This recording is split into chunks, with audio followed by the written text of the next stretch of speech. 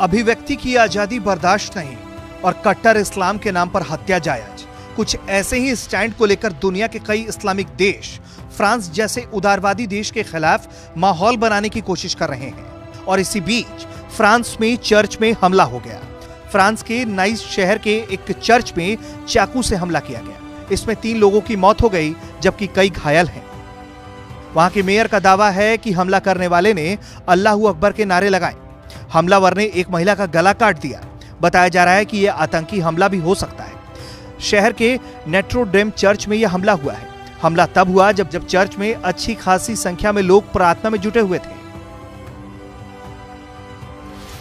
आपको बता दें कि नोट्रे-डेम चर्च नाइस शहर के सबसे बड़े चर्च में से एक है।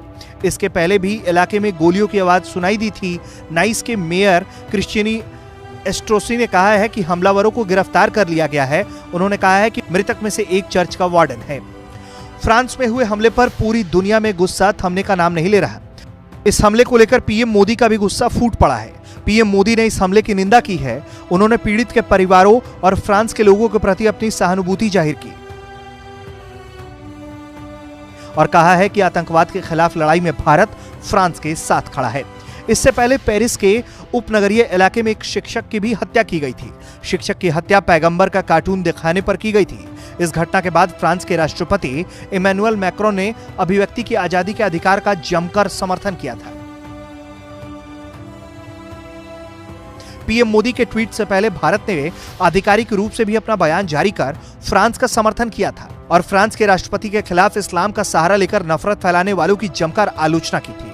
भारतीय विदेश मंत्रालय ने इसके लिए बाकायदा एक बयान जारी कर न सिर्फ मैक्रो पर किए जा रहे व्यक्तिगत हमलों की कड़ी निंदा की, बल्कि कुछ देश जिस तरह से फ्रांस के शिक्षक की हत्या किए जाने और कट्टर जायज ठहरा रहे हैं, उसे भी खारिज किया था।